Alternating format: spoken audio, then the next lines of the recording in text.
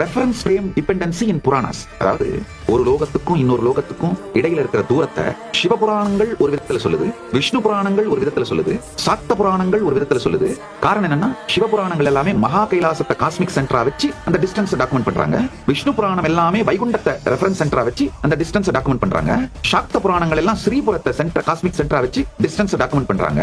ஆனா இந்த reference points change ஆகும்போது டிஸ்டன்ஸ் வேல்யூஸ் சேஞ்ச் ஆகுதே தவிர ரேஷியோஸ் கன்சிஸ்டன்டா இருக்கு. நல்லா புரிஞ்சுக்கோங்க. இந்த ஹிந்து விரோத சக்திகள் நம்முடைய புராணங்கள் பொய்ன்னு நிரூபிக்கிறதுக்காக யூஸ் பண்ற ஒரு ராங்கான ஆர்குமெண்ட் இந்த ஆர்குமெண்ட். இந்த லோகங்களுக்கு நடுவுல இருக்கிற கேப்ப உங்க புராணங்களே கன்சிஸ்டன்டா சொல்லலப்பா, அப்புறம் எப்படிப்பா இது சரி அப்படின்னு கேக்குறாங்க. அதுக்கான தெளிவான விடையை புரிந்து கொள்ளுங்கள்.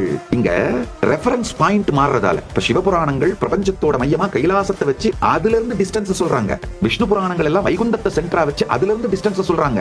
சாக்த புராணங்கள் எல்லாம் ஸ்ரீபுரத்தை சென்டரா வச்சு அதுல இருந்து டிஸ்டன்ஸ் சொல்றாங்க. ஆனா இந்த வேற வேற புராணங்கள்ல வர டிஸ்டன்ஸ் வேல்யூஸ் சேஞ்ச் ஆகுதே தவிர ரேஷியோ ரிமைன்ஸ் கன்சிஸ்டன்ட். அதை புரிஞ்சுக்கோங்க. அப்படின்னா என்ன அர்த்தம்னா இந்த புராணங்கள் டாக்குமெண்ட் பண்ணி இருக்கிற உண்மை சத்தியம்.